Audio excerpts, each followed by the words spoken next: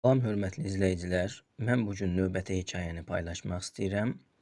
Sadəcə əvvəlki hekayələrdən fərqli olaraq mən burada hekayəni sadəcə ingilis dilində oxuyacağam və bunu bir növ tapşırıq kimi düşünə bilərsiniz. Özünüz tərcümə etməyə çalışsaz daha yaxşı olar. Tərcümələri də şərh bölməsinə qeyd edə bilərsiniz və ya özünüz üçün bir dəftərdə yaza bilərsiniz. Mən oxumağa başlayıram. Mətnimizin adı The Apple Tree and the Farmer, Alma ağacı və fermer. Once upon a time, there lived a farmer in the village, beside a forest. He had a big garden that had an apple tree and other plants, trees and beautiful flowers. When the farmer was a little boy, he spent much of his time playing with the apple tree. Those days, the apple tree had given the choices of apples to him.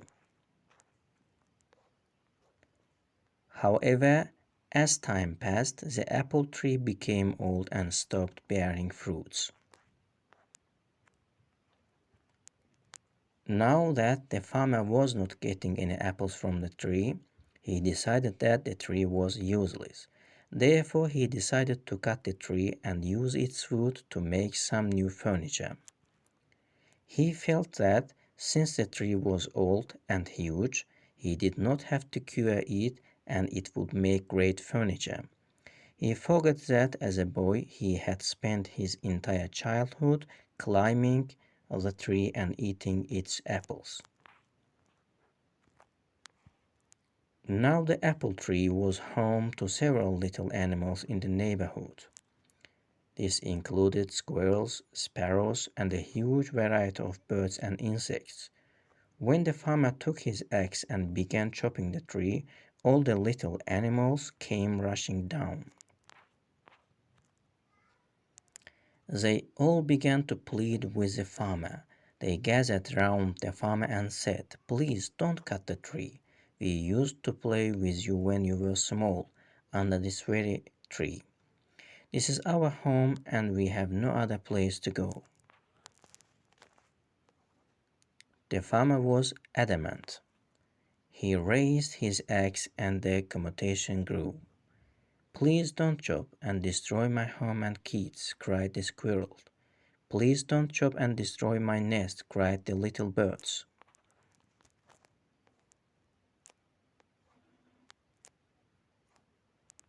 "Please don't cut the apple tree," cried the grasshopper. The farmer, however, forgot his childhood and his animal friends. He began to chop the tree harder. All the little animals became desperate and wanted to protect the apple tree at any cost.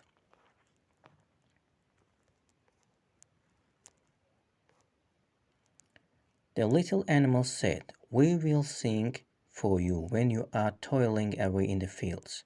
We will look after your little boy. He will not cry, but instead we will be entertained and happy. You will like our songs and will not feel tired." However, their cries for help fell on deaf ears. Despite all their requests, the farmer continued to chop down the tree. All of a sudden, he noticed something shiny. On inspecting it, he realized that it was a beehive full of honey. He took a little and put in it his mouth. The taste of the honey woke up the little boy in him. Suddenly, the memories of his childhood came rushing back. The honey tasted so good that he wanted more. It brought a sense of happiness to him. He smiled and exclaimed, "This tastes amazing." Realizing the change in the farmer's attitude, the little animals spoke in unison. The bee said, "I will always provide you with sweet honey." The squirrel said, "I will share any amount of nuts that you want." The birds cried, "We will sing as many songs as you want." Finally, the farmer realized his folly and put down his axe. He understood that the tree was home to many lovely animals that provided him with so many things. He wanted his little boy to have the childhood that he had. The farmer realized that the apple tree was not that fruitless. The little boy in him saved the apple tree. He threw away the axe and said to the little creatures, I promised that I would never cut this tree.